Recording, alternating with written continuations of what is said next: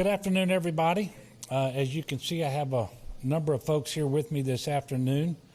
And at the conclusion of my remarks, we'll take questions, and certainly they're going to be available to answer any questions you might want to direct to them or that require their knowledge. Unfortunately, there's not been a lot of change in the forecasted track or intensity of Hurricane Ida since our last press conference yesterday afternoon. So we're still looking at a very strong Category 4 hurricane making landfall, likely in Terrebonne Parish, tomorrow afternoon or evening. Now, the forecasted landfall is for 7 p.m. What I want to make sure people understand is that's the point at which the leading edge of the eye wall will cross from the Gulf onto land. At that point in time, about half of the storm is already over land. So don't listen to that and think you have until 7 o'clock tomorrow evening, but before the storm itself is going to be over land. That is not so.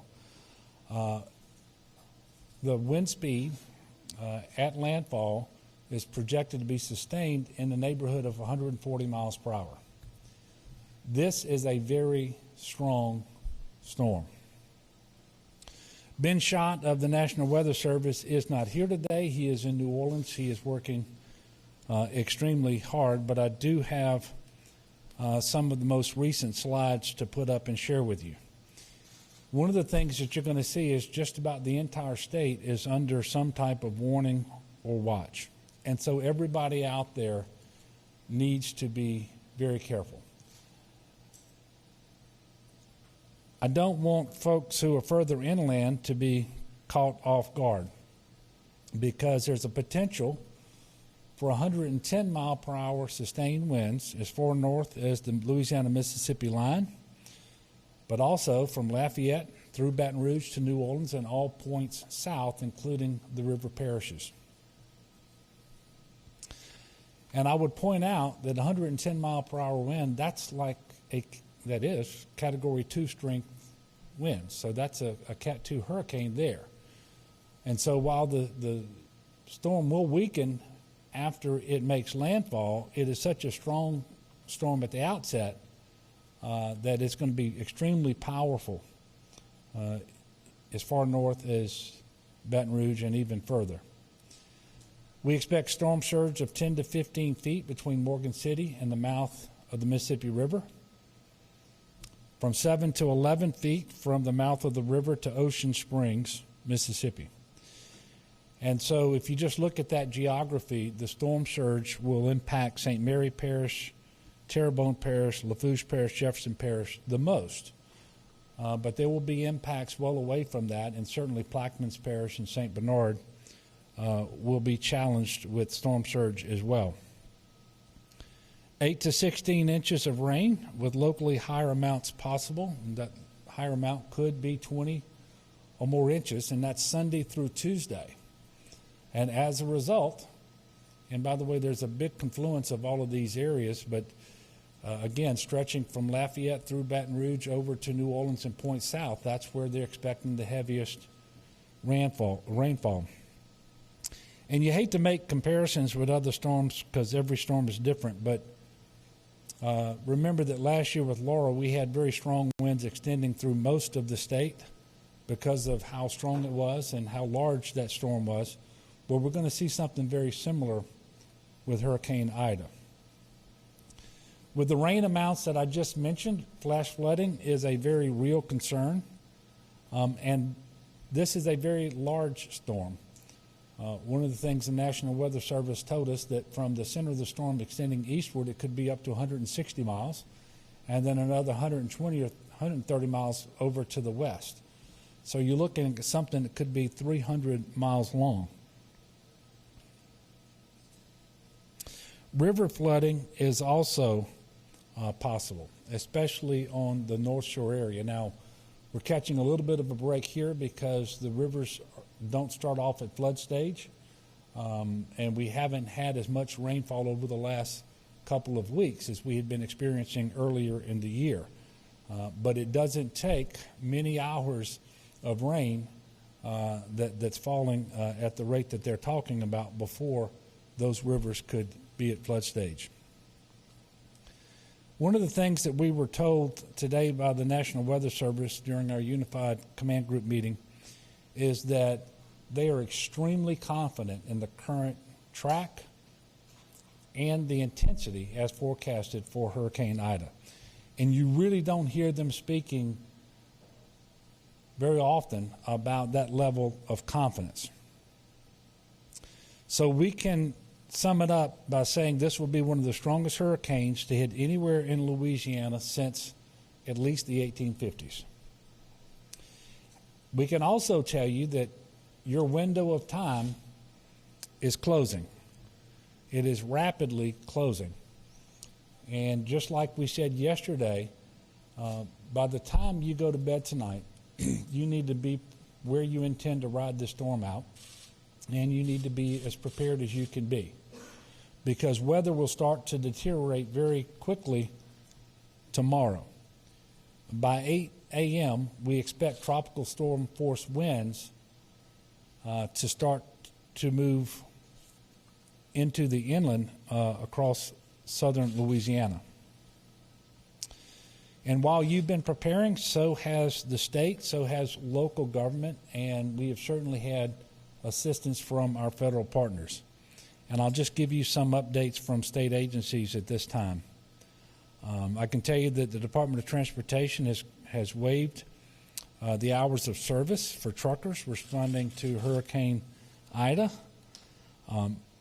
I've been watching the traffic cameras across the interstate systems of Louisiana for much of the day. And the part of the good news is that many people are heeding the evacuation orders, both mandatory and voluntary evacuation orders, and they are evacuating. This is causing some areas with high congestion. We just ask people to be patient. This is going to be part of the process.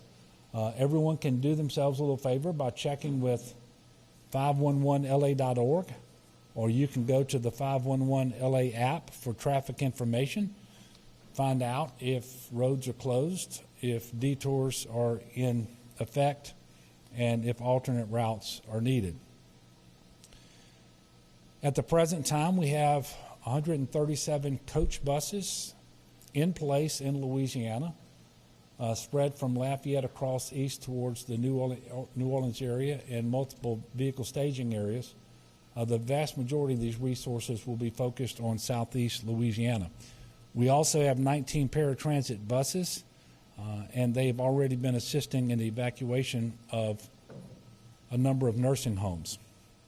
We will have another 38 more coaches on hand by Monday.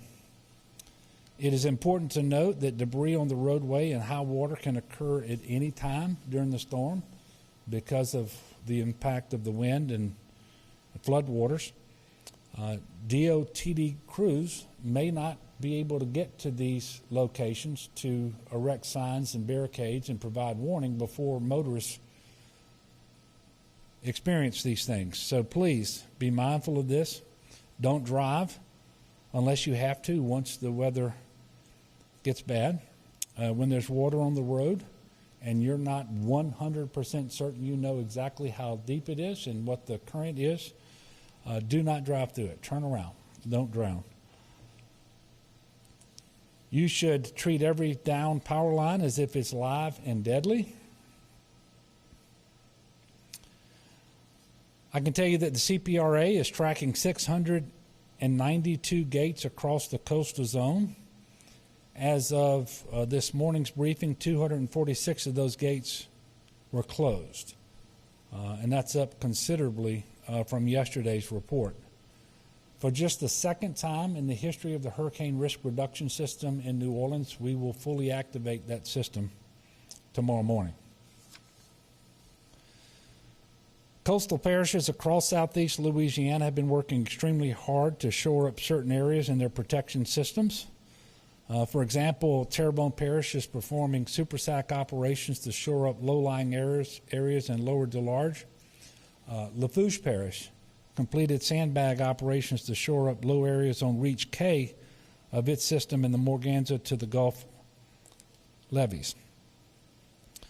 The National Guard currently has 4,013 National Guard soldiers and airmen activated in support of emergency operations. We will get to more than 5,000 guardsmen available to respond to the storm. And in fact, the entirety of the Louisiana National Guard has been activated, and coordination for possible assistance with sister states for assets that we may not have or may not have enough of them in Louisiana is ongoing. But just in terms of the National Guard, their search and rescue assets are staged currently across 14 parishes. They have 164 high water vehicles, 62 boats, and 34 helicopters ready to support and assist in search and rescue operations. 650 state, EMAC, and FEMA USAR personnel. Now, EMAC, that's when we request assistance from another state.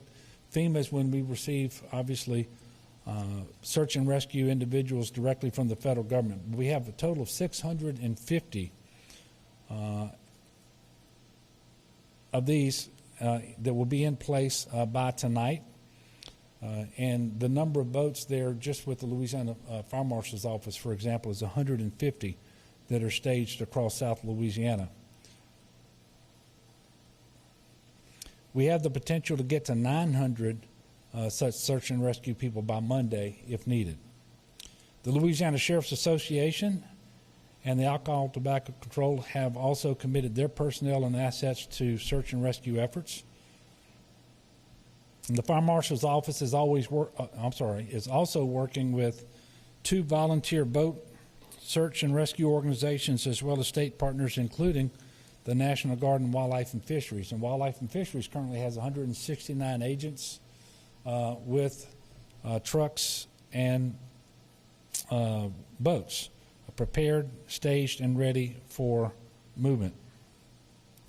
I have an update for you on the number of linemen in the state prepared to respond to power outages. We now have 10,000 linemen staged in the state of Louisiana, and that number will get up to 20,000 very quickly with out-of-state linemen who've already been contracted. They will be called in as necessary and when necessary. Tomorrow, state offices will be closed in the same 38 parishes that we mentioned yesterday. And we've also made the additional determination that on Monday, all state offices will be closed across the state of Louisiana. Gave you a break. I didn't want to have to read through 38 parishes. As of 6 a.m. today, shelters began to open across the state of Louisiana. We have just a few dozen people in state shelters at the time. Right now, any individual looking for shelter in a parish that is called for an evacuation, look first to the shelters in your parish. So contact your Office of Emergency Preparedness. And you can also text LA Shelter to 898-211, or you can just dial 211 to get shelter information. If you need to find out how to contact your parish Office of Emergency Preparedness, you can get that information under contacts at getagameplan.org. You can also get that information by going through the 211 system, as I just mentioned. So you can text LA Shelter to 898-211 or call 211. If you can stay with friends or family outside of your area, if you're evacuating, that's wonderful. You need to have conversations about that process and any COVID-related concerns ahead of time. I would urge people that if you're evacuating, perhaps from coastal Louisiana, don't have as your destination, if at all possible, a location in the Baton Rouge or Lafayette areas. The storm intensity, the amount of rain that we expect to get, the wind, as I mentioned earlier, is just too strong in these areas, so please evacuate further west, further north than the Lafayette, Baton Rouge area if at all possible. When you evacuate with essential items you're going to need if you're away from home for an extended period of time, including food, water, PPE, medicine, your pets. If you have questions about what you need to do to prepare to evacuate, to include any oxygen needs that you might have because of a health issue, you can call 211. I don't have all the COVID numbers for you today because it's a Saturday. We don't typically report them. What I can say is currently we have 2,450 individuals hospitalized across the state of Louisiana with COVID-19. And I'm very thankful that that's a drop. That's a drop of about 20% in the last 10 days.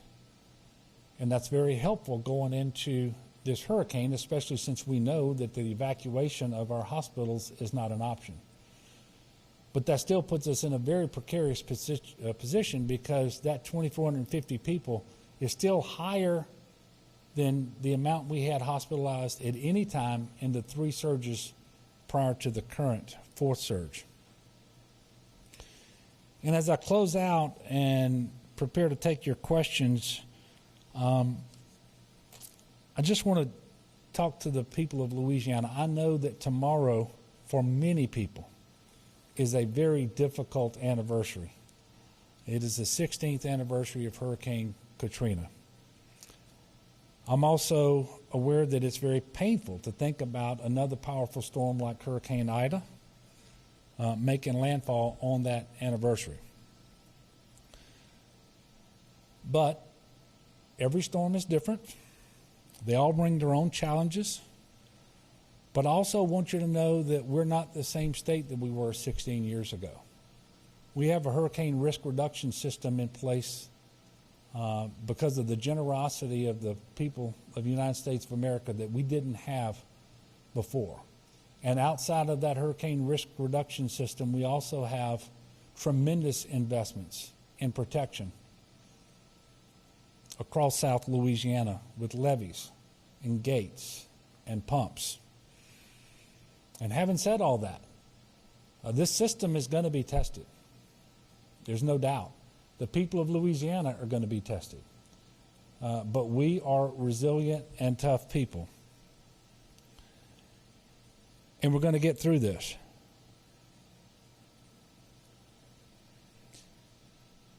The state, the local government, our federal partners, we're all doing everything that we can to prepare for and be positioned to quickly respond to the needs of the people of Louisiana with respect to Hurricane Ida. But we need the people of Louisiana to be prepared as well. And really you have, the window is closing quickly because you have until about dark tonight to really get it done. Again, the weather's going to degrade very quickly tomorrow. And by 7 p.m. tomorrow night, the northern half of Hurricane Ida should be over land.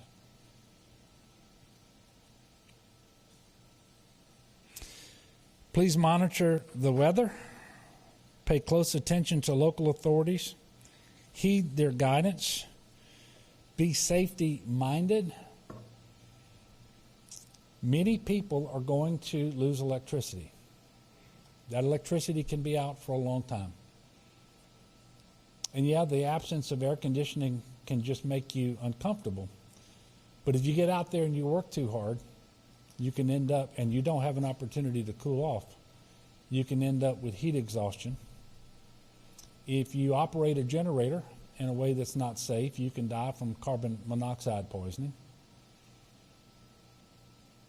If you try to operate machinery like a like a chainsaw, for example, to clean up, and you're not accustomed to that, if you get up on a roof and you fall, all of these things, I'm saying these things because this is what's happened in the past, where the loss of life has resulted more from post-storm activities than from the storm themselves. So let's prepare, let's pray, let's be safe, and let's help one another. So please check on your elderly neighbors. Call your elderly relatives. If you've got special needs individuals who live around you, make sure you take a little time and check on them as well. So with that, I'll take questions. I'll say we intend to do a press conference again tomorrow at about 2 o'clock. We'll let you know if that changes. So we'll take some questions now, and you can feel free to address your questions to me or to any of these individuals who are here. Anything? Okay. Well, we will be back at 2 o'clock tomorrow. Unless something changes, we'll certainly let you know. I don't need to drink this water, I don't think. But thank you all very much for continuing to cover this, and the work that the media will do over the next however many days will be incredibly important to keep people informed and to keep them safe. So I appreciate the work that you all do as well. So thank you all, and God bless. Thank you.